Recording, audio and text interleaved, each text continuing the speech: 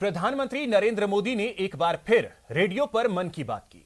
इस दौरान उन्होंने भारत के टीकाकरण अभियान में कोरोना टीके के 100 करोड़ खुराक पूरे होने पर देशवासियों को बधाई दी।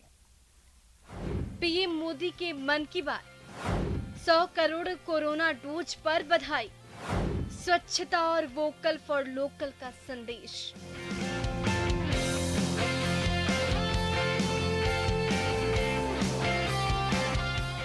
प्रधानमंत्री नरेंद्र मोदी ने मन की बात की शुरुआत इस बार कोटि कोटि नमस्कार से की। उन्होंने कोरोना के खिलाफ लड़ाई में 100 करोड़ कोरोना टीके की खुराक पूरी होने पर देशवासियों को बधाई दी। उन्होंने उत्तराखंड के बागेश्वर की हेल्थ वर्कर पूनम नोटियाल से टीकाकरण के दौरान आई मुश्किलों के बारे में भी जाना। और मैं कोटि कोटि नमस्कार इसलिए भी कह रहा हूँ कि 100 करोड़ वैक्सीन डोज के बाद आज देश नए उत्साह, नई ऊर्जा से आगे बढ़ रहा है। हमारे वैक्सीन कार्यक्रम की सफलता भारत के सामर्थ्य को दिखाती है, सबके प्रयास के मंत्र की शक्ति को दिखाती है। मन की बात में प्रधानमंत्री ने सरदार वल्लभ भाई पटेल को याद किया और देशवासियों से राष्ट्रीय एकता दिवस के मौके पर एकता संदेश देने वाली गतिविधियों में सहभागी होने की अपील की। पीएम मोदी ने सेना और पुलिस की ओर से एकता संदेश देने वाली बाइक रैलियों और कुपवाड़ा में तिरंगा सिलाई करने वाली महिलाओं के बारे में बताया। इस दौरान उन्होंने भगवान बिरसा मुंडा को याद किया और अमृत महोत्सव में हो रहे कार्यक्रमों का जिक्र किया। प्रधानमंत्री ने लोगों से संस्कृति मंत्रालय की ओर से आयोजित रंगोली, देशभक्ति गीत और कहानी प्रतियोगिता में भाग लेने की भी अपील की। भारत की एकता के लिए, भारत की श्रेष्ठता के लिए कुछ न कुछ जरूर करना चाहिए। देखिएगा आपके मन को कितनी संतुष्टि मिलती है। प्रधानमंत्री मोदी ने संयुक्त राष्ट्र दिवस के बारे में जानकारी देते हुए संयुक्त राष्ट्र में भारत के योगदान के बारे में बताया। साथ ही संयुक्त राष्ट्र महासभा के पूर्व प्रधानमंत्री अटल बिहारी वाजपेयी के हिंदी में दिए गए संबोधन को सुनाया। यहाँ मैं राष्ट्रों की सत्ता और महत्ता के बारे में नहीं सोच रहा हूँ। आम आदमी की प्रतिष्ठा और प्रगति मेरे लिए कहीं अधिक महत्व रखती है। प्रधानमंत्री ने पुलिस स्मृति दिवस पर शहीदों को याद किया। साथ ही सुरक्षा बलों में महिलाओं की बढ़ती भागीदारी की तारीफ की। प्रधानमंत्री ने सरकार की ओर से लाई गई नई ड्रोन नीति का भी जिक्र किया। चाहे गांव में खेतीबाड़ी हो या घर पर सामान की डिलीवरी हो, आपातकाल में मदद पहुंचानी हो या कानून व्यवस्था की निगरानी हो, बहुत समय नहीं है जब हम देखेंगे कि ड्रोन हमारी इन सब जरूरतों के लिए तैनात होंगे। इनमें से ज्यादातर की तो शुरुआत भी हो चुकी है। प्रधानमंत्री नरेंद्र मोदी ने देशवासियों को दिवाली, गोवर्धन, भाई दूज, छठ और गुरु नानक जयंती के लिए शुभकामनाएं दी। साथ ही स्वच्छता और वोकल फॉर लोकल को याद रखने की बात कही। प्रधानमंत्री ने मेरठ की प्रभा शुक्ला, गाजियाबाद की रामवीर तनवर, छत्तीसगढ़ के देउर में महिला स्वयं समूह और रांची के सपारो गांव के ग्रामीणों की ओर से चलाए गए स्वच्छता अभियान के बारे में भी बताया। लेकिन आपको याद है ना, खरीदारी मतलब वोकल फॉर लोकल। आप लोकल खरीदेंगे तो आपका त्योहार भी रोशन होगा और किसी गरीब भाई बहन, किसी कारीगर, किसी बुनकर के घर में भी रोशनी आएगी। प्रधानमंत्री नरेंद्र मोदी के कार्यक्रम मन की बात का ये 82वां संस्करण था। ये कार्यक्रम हर महीने आखिरी रविवार को प्रसारित किया जाता है, लेकिन इस बार ये कार्यक्रम आखिरी रविवार की जगह इस रविवार को प्रसारित किया गया। Bureau report, news 18 network.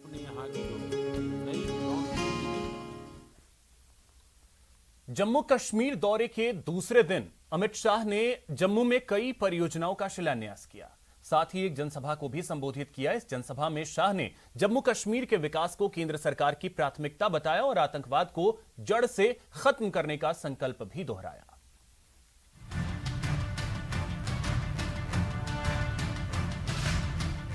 Jammu Kashmir में हजारों करोड़ रुपए की परियोजनाओं का शिलान्यास करने के बाद केंद्रीय गृह मंत्री अमित शाह ने एक जनसभा को संबोधित किया। शाह ने कहा कि अब जम्मू कश्मीर के लोगों के साथ अन्याय नहीं होगा, यहाँ विकास का योग शुरू हो चुका है।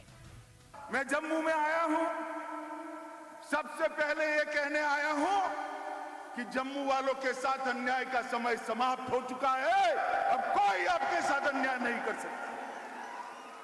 सालों तक अन्याय झेला है आप, मगर कोई अब अन्याय नहीं कर सकता। विकास दोनों का साथ में होगा, कश्मीर का भी होगा, जम्मू का भी होगा। दोनों मिलकर भारत को आगे बढ़ाने के लिए एक साथ प्रयत्न करेंगे। अमित शाह ने अपने संबोधन में धारा 370 हटाए जाने को ऐतिहासिक करार दिया। उन्होंने कहा कि इससे वंचित लोगों को भी अधिकार मिलने लग गया है।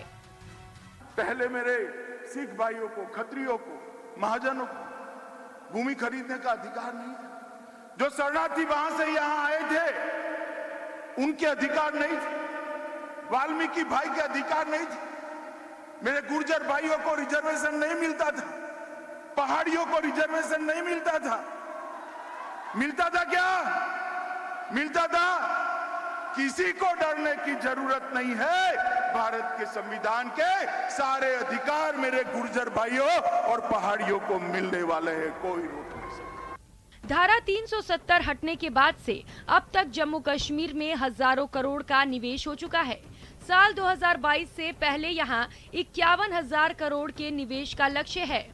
अपने संबोधन में शाह ने कहा कि इससे लाखों युवाओं को रोजगार मिलेगा। मोदी जी का कमाल है। 12,000 करोड़ का इन्वेस्टमेंट आ गया है। मैं बताता हूं 51,000 करोड़ का इन्वेस्टमेंट 2022 के पहले आ जाएगा। 5 लाख जम्मू के युवाओं को इससे रोजगारी मिलने वाली है। शाह ने कहा कि पीएम मोदी जम्मू कश्मीर के विकास के लिए प्रतिबद्ध हैं और जम्मू कश्मीर पीएम मोदी के दिल में बसता है। देश में सबसे पहले 100% टीका किस राज्य का लग गया बताओ तो? बोलो, अरे जोर से बोलो। जम्मू और कश्मीर का, क्योंकि मोदी जी के दिल में जम्मू और कश्मीर बसा है मित्रों। मोदी जी के दिल में 100% टीकाकरण हो चुका है और दूसरा टीका भी 50% से ज्यादा जनता का देने का काम हो चुका है। देखते देखते देखते दूसरा टीका भी 100% हो। यहाँ अमित शाह ने जम्मू कश्मीर में विकास को गति नहीं देने के लिए पिछली सरकारों पर भी निशाना साधा। 3 परिवार वाले मुझे सवाल पूछ रहे थे कुछ कि क्या देकर जाओगे। भाई मैं तो हिसाब लेकर आया हूं, क्या देकर जाएंगे बताता भी हूं। मगर 70 साल आपके 3 परिवारों ने राज किया, आपने क्या दिया इसका हिसाब लेकर आओ भाई। जम्मू कश्मीर की सरकार आपका हिसाब मांगे। अमित शाह ने जम्मू कश्मीर में जारी आतंकवाद पर भी चिंता जताई। उन्होंने आतंकवाद खत्म करने का संकल्प भी दोहराया। 2014 से 21 तक सितंबर तक 239 नागरिकों ने अपनी दुर्भाग्यपूर्ण तरीके से जान गंवाई है। 208 की जगह प्रतिवर्ष 30 है। मगर मैं आपके सामने ये बात कहने आया हूं, 30 आंकड़ा कम है मगर हमें संतोष नहीं है। हम ऐसी स्थिति का निर्माण करना चाहते हैं कि एक भी व्यक्ति की जान यहां पर न जाए और दहशत गर्दी पूर्णतया समाप्त हो।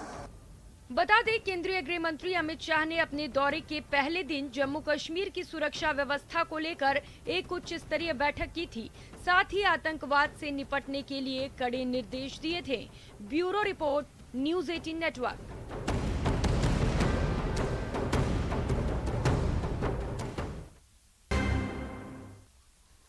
ब्रेक के बाद आपका स्वागत है। अब बात कांग्रेस के प्लान प्रहार की। महंगाई और बेरोजगारी जैसे आम आदमी के मुद्दों को लेकर कांग्रेस ने सड़क पर उतरने का प्लान तैयार किया है, जिसका मकसद साफ है, जनता से जुड़ाव के जरिए पार्टी की मजबूती। इसके लिए 14 नवंबर से जन जागरण अभियान का आगाज होने जा रहा है। देखिए ये रिपोर्ट।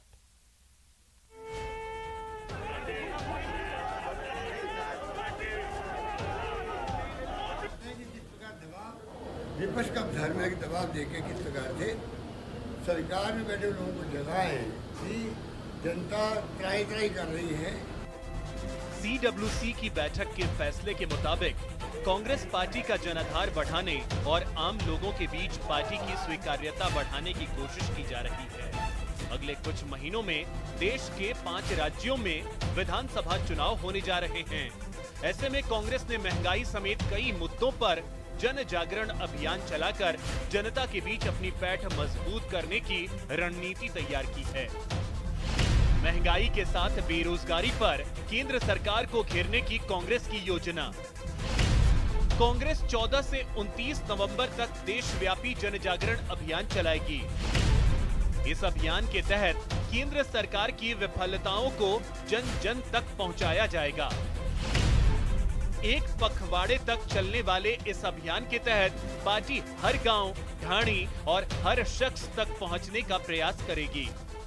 जिस प्रकार दबाव विपक्ष का धार्मिक दबाव देके किस प्रकार से सरकार में बैठे लोगों को जगाए कि जनता त्राही त्राही कर रही है बिजली की समस्या को लेके भी, और जो मैंने कहा वो महंगाई का मुद्दा हो, बेरोजगारी का मुद्दा हो, तो यही हमारा फर्ज है और हम लोग भूमिका निभाना कभी नहीं रखेंगे। मुख्यमंत्री से लेकर आम कार्यकर्ता तक इस अभियान में भागीदारी होगी। इस दौरान पार्टी का सदस्यता अभियान भी चलेगा, जिसमें पार्टी ज्यादा से ज्यादा लोगों को अपने साथ जोड़ने की कोशिश करेगी। राजस्थान में भी प्रभावी तरीके से यह अभियान चलाया जाएगा, जिसके लिए सीएम और कांग्रेस के राजस्थान प्रभारी की अगुवाई में रणनीति तैयार की गई है। उम्मीद करते हैं कि नवंबर के अंदर इस अभियान को बहुत ही इफेक्टिव तरीके से लागू करवाएंगे, जिससे कि महंगाई का मुद्दा केंद्र की नजर में आए। अभी तो दुर्भाग्य से तो ना तो महंगाई का मुद्दा, ना बेरोजगारी का मुद्दा वो केंद्र सरकार के एजेंडा में नहीं है। आपको बता दें कि पेट्रोल डीजल की बढ़ती कीमत के साथ ही बाकी जरूरी चीजों की कीमत में इजाफा आम आदमी के लिए बड़ा मुद्दा है और कांग्रेस इस मुद्दे को लेकर केंद्र सरकार से दो हाथ करने के लिए तैयार है। मौजूदा उपचुनाव में भी महंगाई के मुद्दे ने कांग्रेस को बढ़त दिलाई है। Dinesh Sharma, news 18 network, Jaipur. फिलहाल इतना ही। नमस्कार।